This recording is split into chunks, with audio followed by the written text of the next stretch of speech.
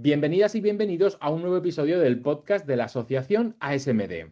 En esta ocasión ponemos el foco en las familias, en el proceso largo y complejo hasta llegar a un diagnóstico y en lo que significa convivir con una enfermedad rara como es el déficit de esfingomielinasa ácida. Hoy nos acompaña Fátima, madre de Unai y Eder, pacientes con ASMD, que han accedido generosamente a compartir su historia, marcada muchas veces por la incertidumbre, por esa lucha al acceso al tratamiento y también con la esperanza. Muy buenas, Fátima, ¿cómo estás? Hola Pedro, ¿qué tal? Bien, bien. ¿Nerviosa? Un poquito. Un poquito, un poquito. Bueno, vamos a hablar de tu testimonio, de tu experiencia, de vuestra experiencia.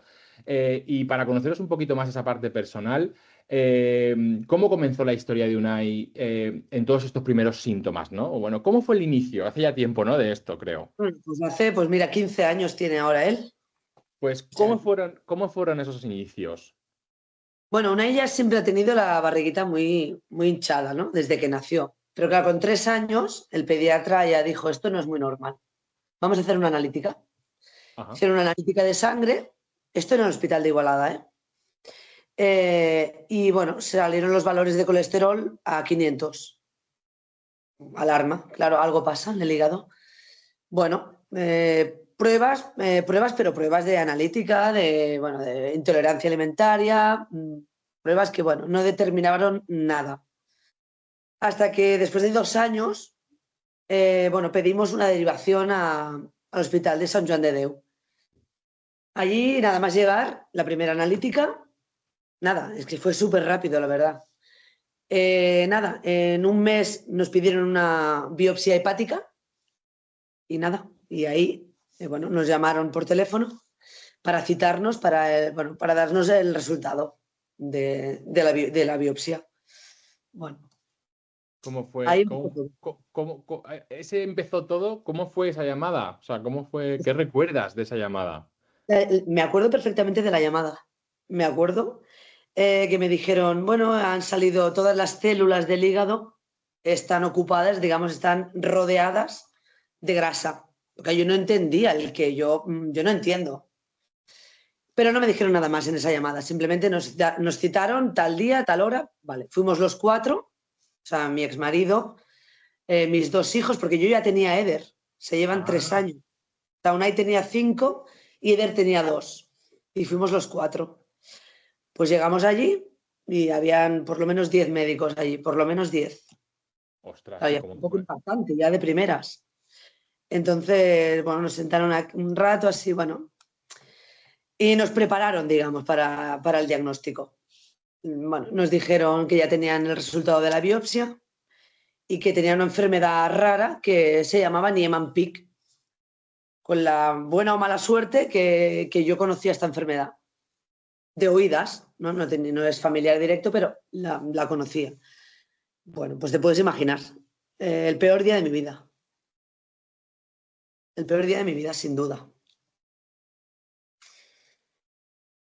¿Y de qué estaba preguntando, ¿y de qué la conocías tú de oídas? Pues Pues, normalmente la gente no suele conocer este tipo de pues patologías. no, ni los médicos, o sea, imagínate. Por Pero eso, casualmente, por las redes sociales, yo seguía a una familia que tenía una niña con esta enfermedad. Luego, con el tiempo, te das cuenta que era Niemann-Pick C y nosotros, mis hijos son Niemann-Pick B, pero en el momento, pues te viene Niemann-Pick, no sabes diferenciar una de otra. Y esta chica, bueno, desgraciadamente murió, claro.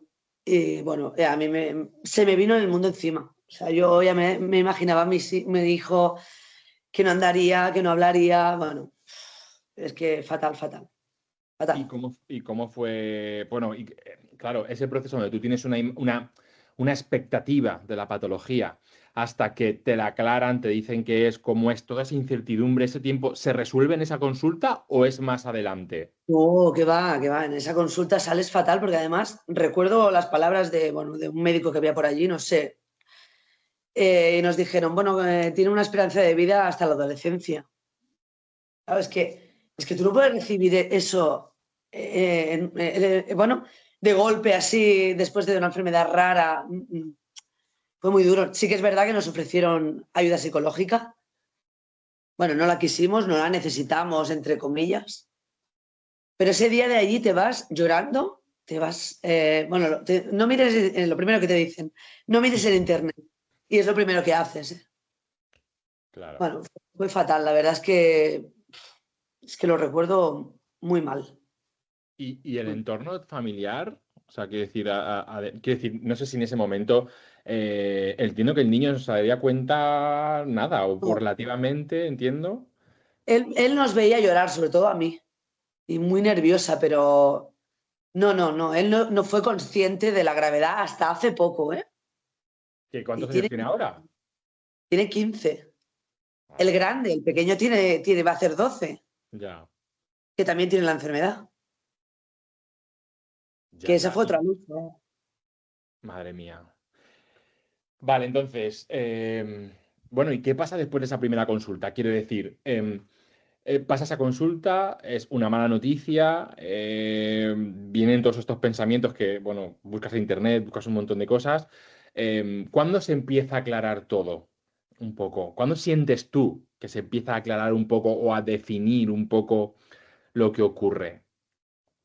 Yo sinceramente a mí me costó mucho entender la enfermedad también. Lo Ujú, que, bueno, por suerte nos pusieron en contacto con la asociación ASMD de pacientes, bueno, que la dirige Daniel de Vicente. ujú. Y ahí es verdad que vimos un poco más de esperanza al ver que hay gente, bueno, que había más gente como mis hijos, bueno, pues que tenían ya una cierta edad, que no era, ¿sabes? Que estaban en tratamiento además, porque ya existía el tratamiento cuando o sea, diagnosticaron la enfermedad. Existía como, bueno, como ensayo clínico. Te hablo de hace 15, hay 10 años. Porque diríamos que ese ensayo clínico es el que ahora se aprobó hace poco, ¿puede ser? Sí, sí, sí, el que Fíjate, tienen porque, ahora. claro, porque a día de hoy se aprobó relativamente hace, creo que un año o un año y poco, ¿no? Entonces, Un poquito no, más. un poquito más. Pero fíjate, ostras, pensando un poco en la importancia de la investigación en cualquier enfermedad, vamos, se Sí, pero necesita rara, claro, claro, es más complicado todo, ¿eh? Una enfermedad rara es mucho más complicado todo. Sí. Sí, porque al final la prevalencia y el número de casos pues influye mucho en cuánto se apueste por esa investigación, ¿no? O cuántos recursos se pone para investigar sobre esa patología, claro. Y bueno, entonces llegas a la asociación, entonces has dicho que es esperanza. ¿En qué sentido es esperanza? O sea, realmente entiendo que ayudaría un poco como a respirar, ¿no? Dentro de ese clima y situación. ¿En qué os ayuda la asociación? Buah. En mi caso, en todo. Esperanza de, bueno, de que había un tratamiento que bueno, que estaba funcionando muy bien. Pues eso, ¿no? El apoyo de poder hablar con alguien que tenga la enfermedad, que es muy importante, porque piensa que entonces solo habían mis hijos en Cataluña, diagnosticados. Ostras. Bueno, me he saltado el paso del diagnóstico del pequeño, que eso fue otro palo, pero bueno. Luego volvemos. Pero Luego bueno, volvemos. volviendo a la asociación, es eso, un apoyo en todos los sentidos, ¿eh? Y luego a nivel para acceder al tratamiento también ha sido mucho apoyo, muchísimo, muy importante. Pues fíjate que al final las asociaciones de pacientes, que a veces cuesta, yo creo que en el mundo asociativo, que yo creo que nosotros los conocemos bien y que sabemos un poco cómo funciona, son una palanca realmente muy importante para acercar la evidencia científica o lo que existe, ¿no? En el mundo sanitario a las familias, a los pacientes, a buscar ese apoyo entre iguales, ¿no? Lo que tú decías de me encuentro una familia o niños que son más mayores que los míos, entonces te da como esa seguridad, ¿no? de respirar. Luego entiendo que también eso te forma, ¿no? Es decir, aparte de la experiencia, eso te da información valiosa. Muchísima. Es que cualquier duda yo acudía a Daniel, yo no acudía a su doctora. Me la solucionaba y ¿sabes? Me la aclaraba mucho más Daniel que no, pues la doctora, por ejemplo. Claro. Que además el acceso es mejor, ¿no? Entiendo que es más fácil acceder a una asociación que... Y tanto, haces fuerza con la asociación, es que si no fuera por la asociación, yo no sé si hoy por hoy tendría el tratamiento, ¿eh? No lo sé, no lo sé.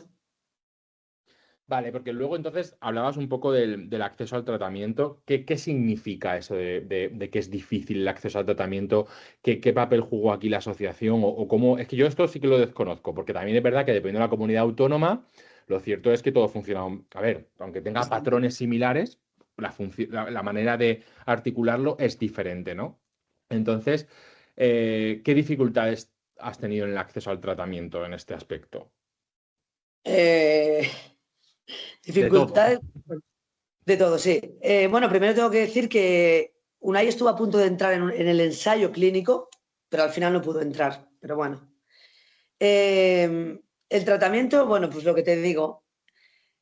A ver cómo lo explico desde el principio. Primero se aprobó en Europa. Sí. Entonces, el laboratorio, el mismo laboratorio que lo fabricó, digamos, bueno, dio la oportunidad acceder a este tratamiento gratuito, bueno, durante un tiempo. Simplemente había que subir a la plataforma, había que subir la información de los pacientes. Nosotros tuvimos muy mala suerte porque la verdad que la doctora que nos tocó no hizo su trabajo y, y no entramos, o sea, no pidió el tratamiento gratuito. Entonces tuvimos que esperar un año más. Ujú. Ya te digo, Daniel fue fundamental en esto. Bueno, salimos por la tele y todo, no te creas.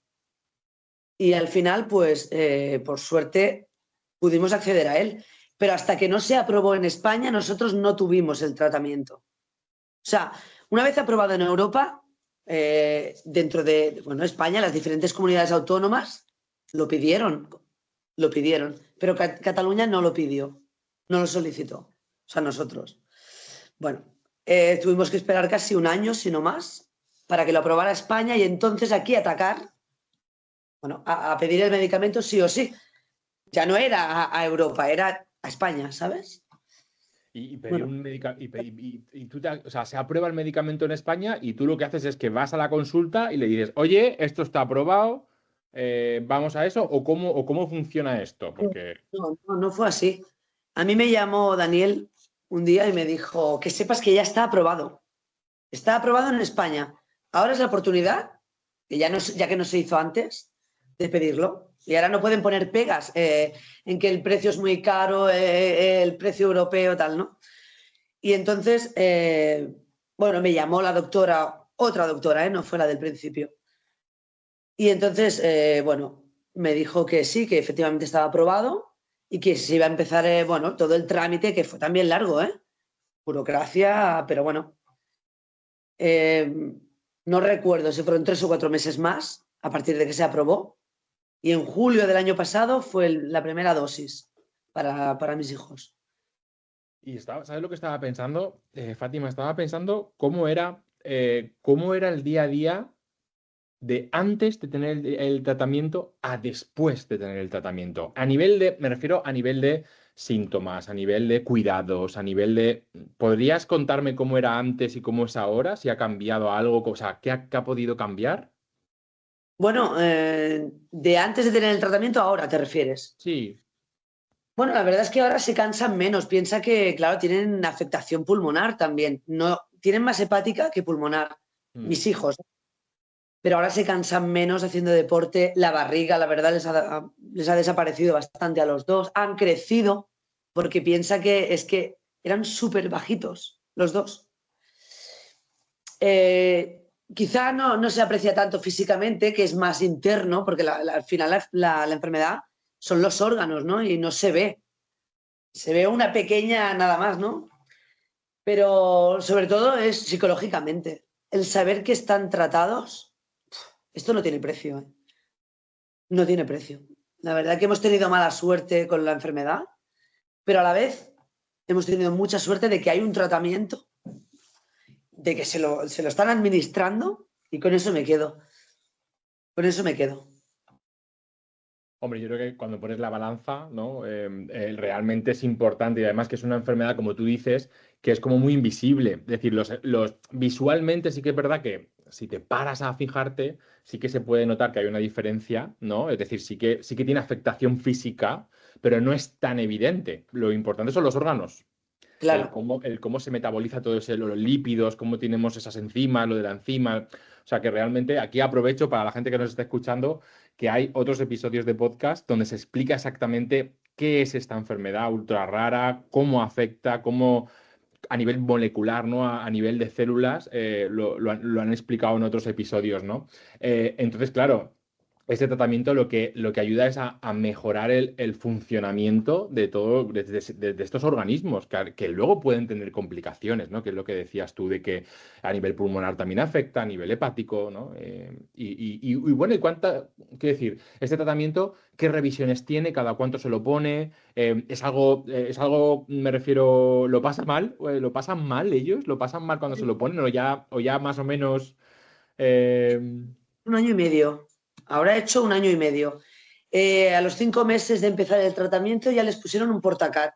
Les operaron. O sea, ha sido el mejor invento, también te digo, ¿eh?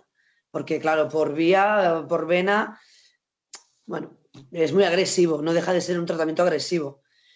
Ellos llegan allí, cada 15 días se hace el tratamiento. Hoy, casualmente, han ido allí. Cada 15 días, eso sí, es todo desde las 8 de la mañana hasta las 4 de la tarde. Sí, pero bueno, es así. Ellos están pinchados, no notan el pinchazo porque está dormida la zona. Bueno, ellos están allí, hacen sus deberes, bueno, el móvil, en fin, pasan el día, comen allí todo. Y para casa, otra vez. ¿Y efectos secundarios tienen? O sea, ¿hay alguna recomendación de que les pueda, no sé, pues pueden tener náuseas o pueden dejar de comer bien? No lo sé, ¿eh? Estoy hablando de desconocimiento, ¿eh? Mira, al principio las primeras dosis sí que es verdad que lo notaban mucho, mucho dolor de cabeza, Ujú. mucho cansancio, eso sí, pero fueron las primeras dosis, luego ya no, ¿eh? Ahora de maravilla, como nada, como si no hubieran hecho nada. Fíjate. ¿Y cómo es el proceso? Me estaba preguntando cómo es el proceso de llevar esto a unos niños y ahora adolescentes, ¿no? Porque ya son adolescentes. ¿Cómo ha sido ese proceso? ¿Cómo lo has visto tú? Es decir, porque quieras o no, ellos también tienen que crecer, tienen una visión de que conviven con una enfermedad y esto no es lo estándar dentro del mundo de los adolescentes. ¿Has visto evolución en eso? ¿Son responsables con su salud? ¿Cómo no sé, cómo les ves tú o cómo has visto esa evolución? Bueno, tengo que decirte que ellos sabían de que ellos tenían un problema, ¿no? Un problema en el hígado, que no podían comer grasa, porque claro, la dieta también ha sido un poco estricta estos años y más o menos sigue siendo. Claro, piensa que no eran los niños normales porque cada 2 por 3 visitas médicas. Esto era día sí, día no. La verdad es que ha sido duro, ¿eh? Y ellos no acababan de entender por qué. Por eso un día nos plantamos y dijimos, bueno, tenemos que decirles realmente, no, no, bueno, realmente lo que hay, la enfermedad, en lo que consiste, ¿no? Pero hasta que no han sido grandes nos lo hemos dicho. Bueno, la verdad que lo llevan bien, piensa que llevan toda la vida de hospital en hospital. Son niños, jolín, son fuertes además, ¿eh? Son muy fuertes, mucho más que yo. Y lo llevan bien, pero bueno, siempre está la cosa, ¿no? De ¿y por qué yo, no? ¿Por qué me pasa a mí? ¿Por qué soy más bajito? ¿Por qué tengo que llevar esto aquí toda la vida? Bueno, esas preguntas también existen todavía, ¿no? No te creas que... Pero bueno, lo llevan bien. La verdad es que bien. Yo creo que, claro, al normalizar una situación desde pequeños, pues al final, quieras o no, a veces nos sorprende de cómo lo afrontan, que lo afrontan mejor que nosotros, ¿no? Que, que nos dan lecciones, ¿eh? Ojo.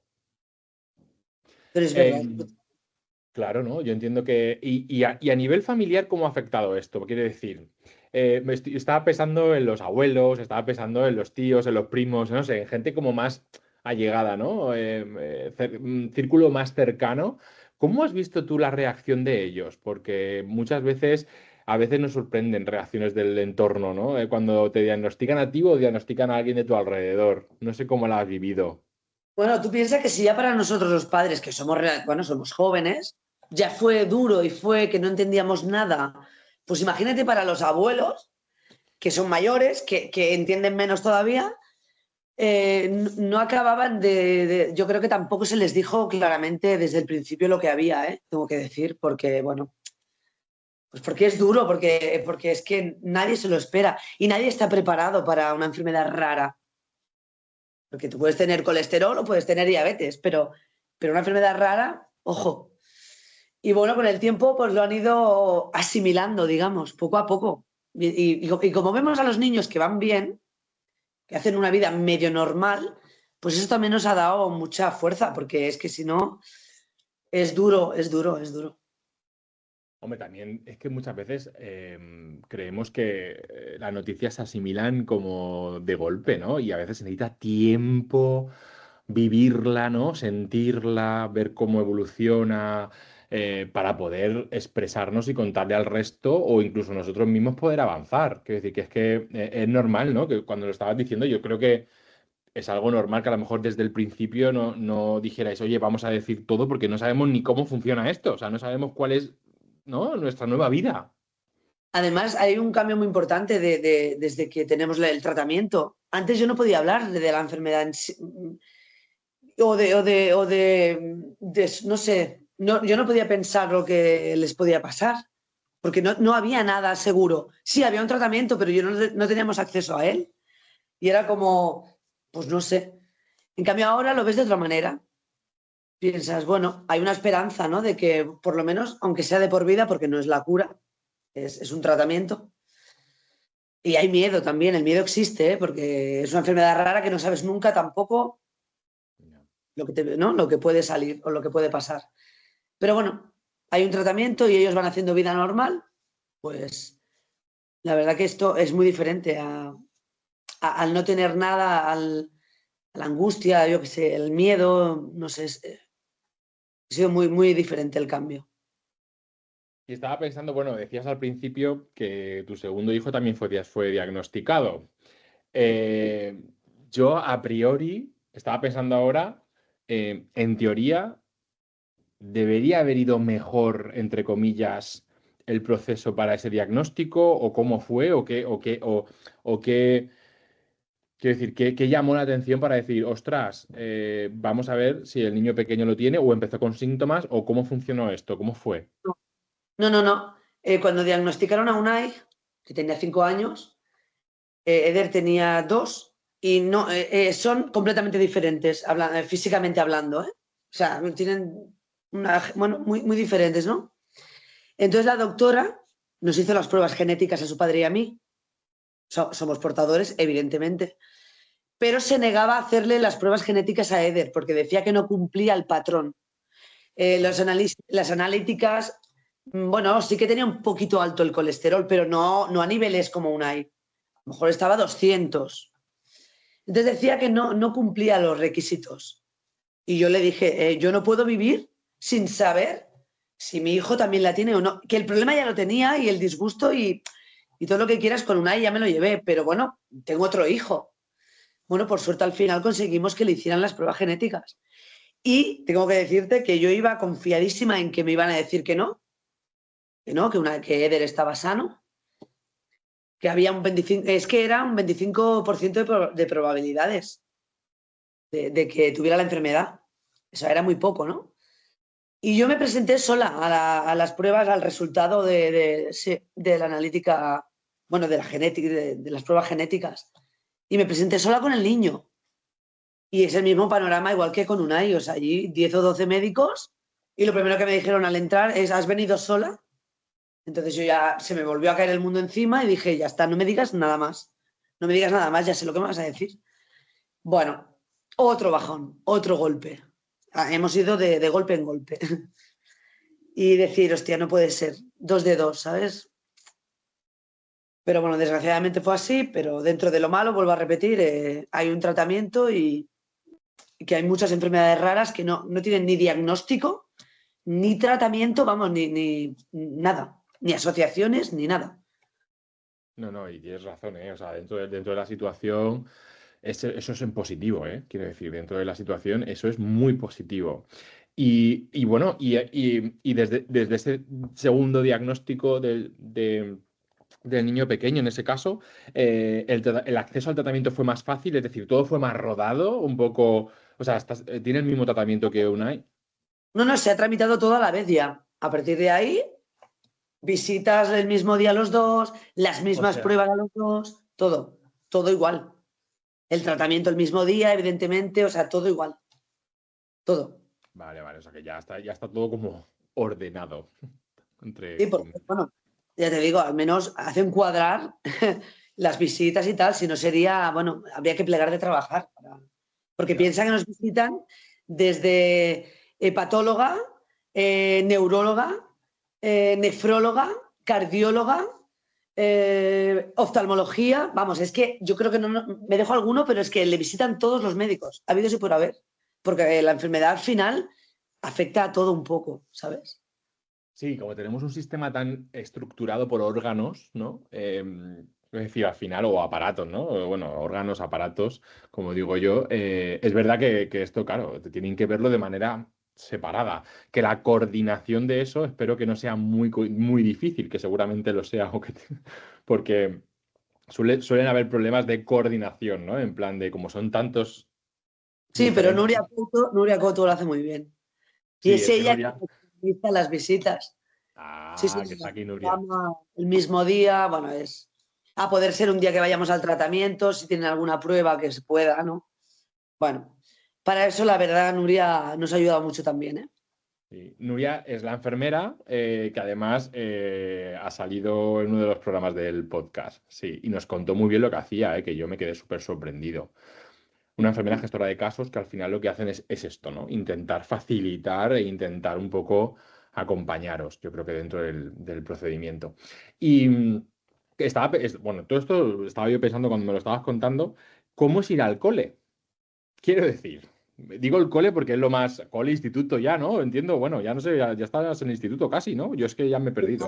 Este año ya acaba. Claro, entonces, ¿hay recomendaciones para ir al cole? O sea, ¿te has sentido preocupada por este tema? ¿O tienes que, no sé, habéis tenido algún tipo de relación con el colegio, los institutos o todo esto para ver este tipo de patología que tengan en consideración algo? ¿O cómo? Sinceramente no, no. Además, cada vez que faltan tengo que justificarlo, bueno, que eso lo entiendo, Ujú. pero no hay ningún tipo ni de facilidades por si tienen algún examen, por si... No, no, es como otro, bueno, has faltado, pues todo lo que se ha dado ese día, pues lo tendrás que hacer tú en tu casa. O sea, en ese sentido nos hemos visto un poco abandonados, no sé si es la palabra, pero dices, ostras, es cada 15 días pierden un día entero. Claro, son muchas asignaturas ese día.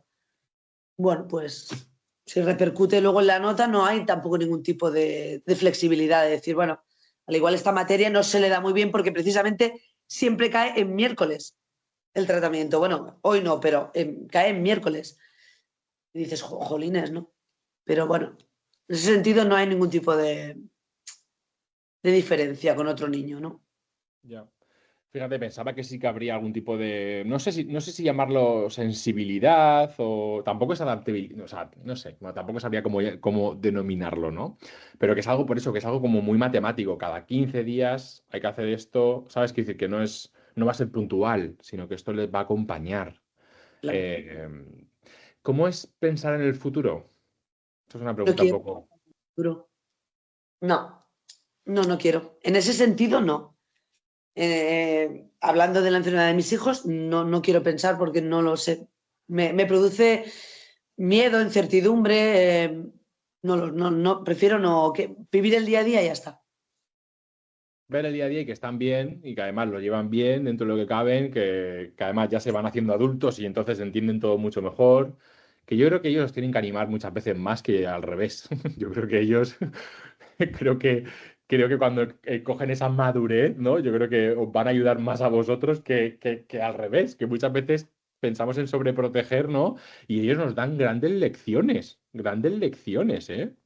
Que es que no han derramado una lágrima ni en las operaciones, ni en el momento de poner la vía, ni pruebas, nada de nada de nada.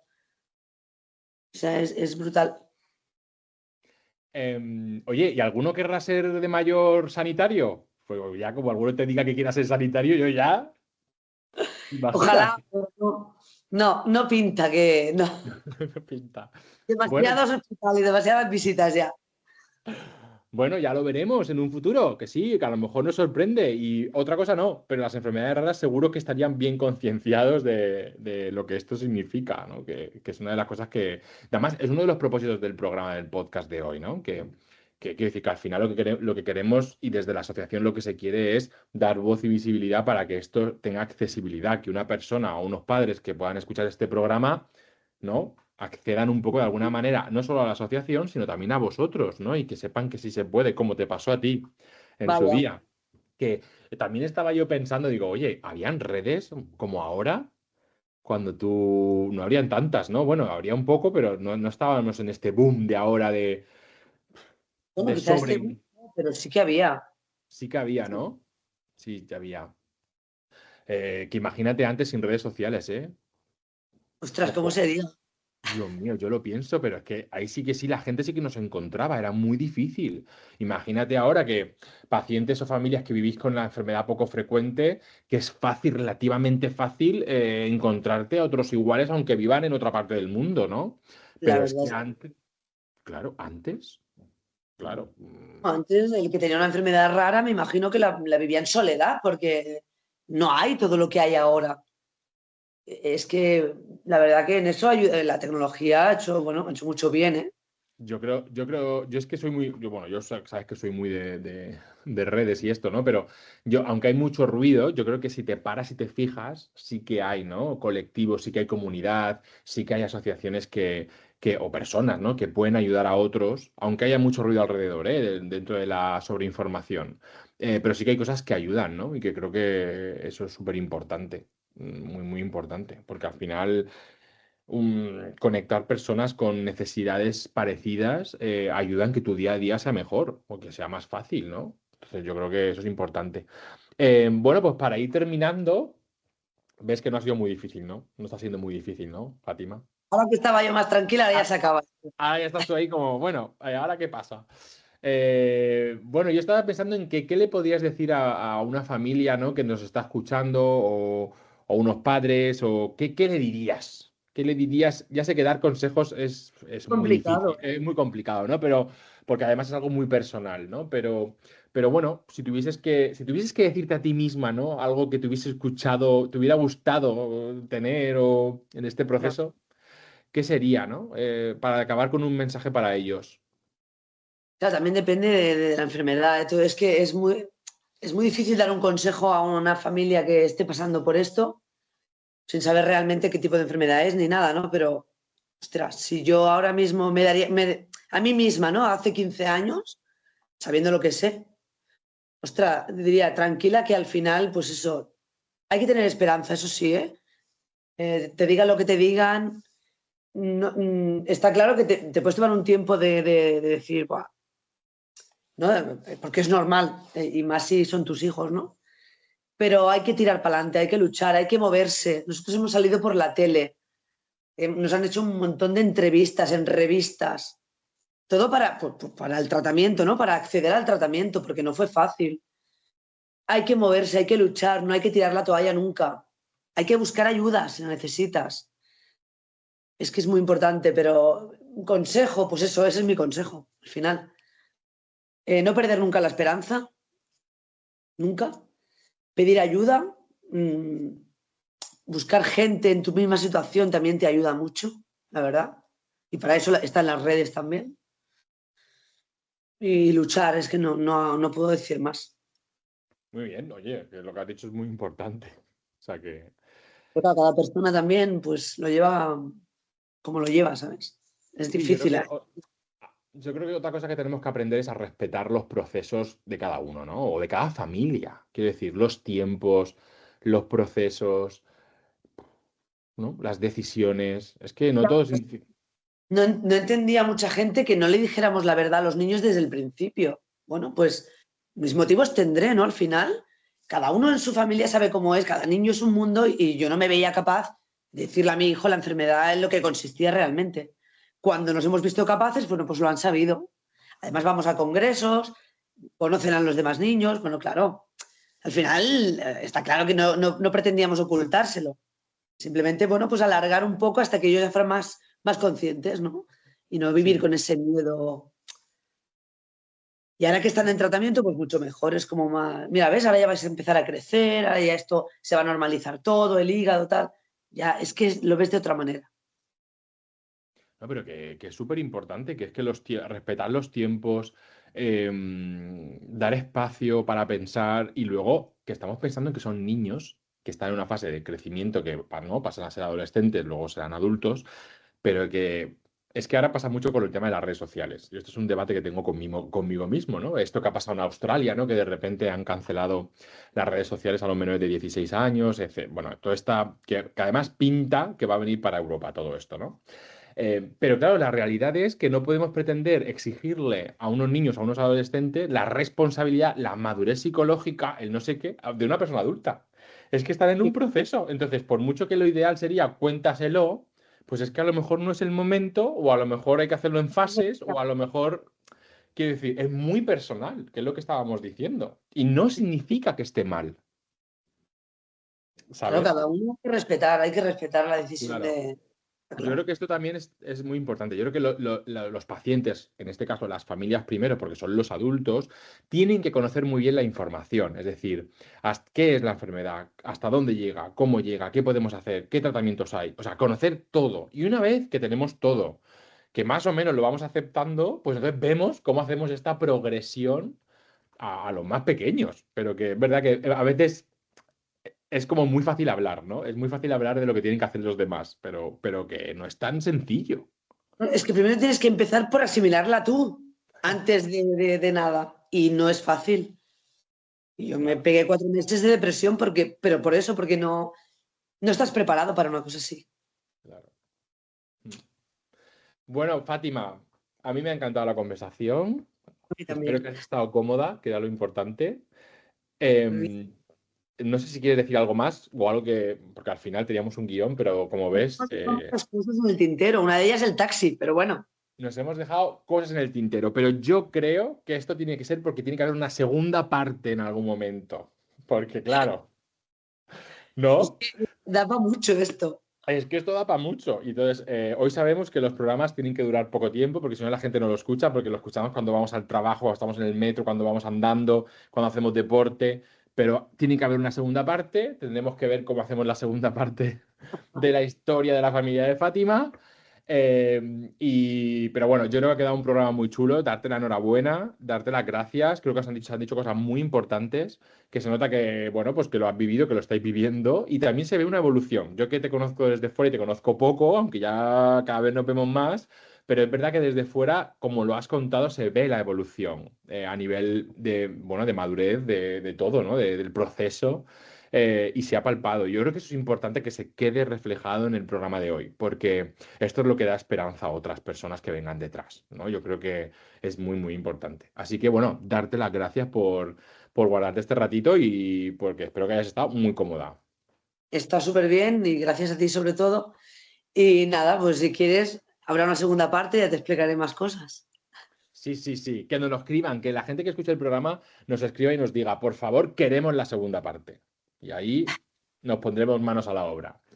Bueno, pues desde aquí queremos agradecer profundamente a Fátima por esta generosidad, ¿no? Y también valentía de contar cosas muy personales, una historia muy personal de toda su familia en este episodio, por poner voz a la experiencia personal, porque es verdad, cada experiencia es única, pero también es esencial para poder comprender lo que significa convivir con una enfermedad ultra rara, ¿no? Como es la SMD.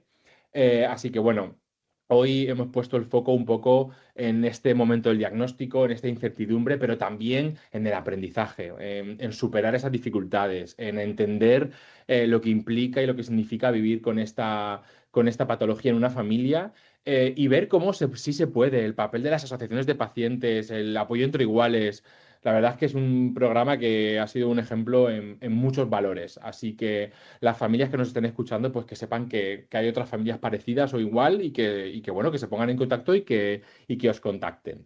Entonces, bueno, este episodio, que no se nos olvide que forma parte del proyecto educativo sociosanitario Paciente Experto, Paciente Empoderado de la Asociación ASM de España, cuyo objetivo es informar, sensibilizar y apoyar a todas las personas que conviven con ASMD. Así que bueno, es una manera también de prestar atención a la forma más humana y más accesible para que podáis entender lo que es convivir con esta patología. Gracias por acompañarnos una vez más y para más información y recursos y formas de colaborar o conocer a estas familias, os invitamos a visitar www.asmd.es. Hasta la próxima.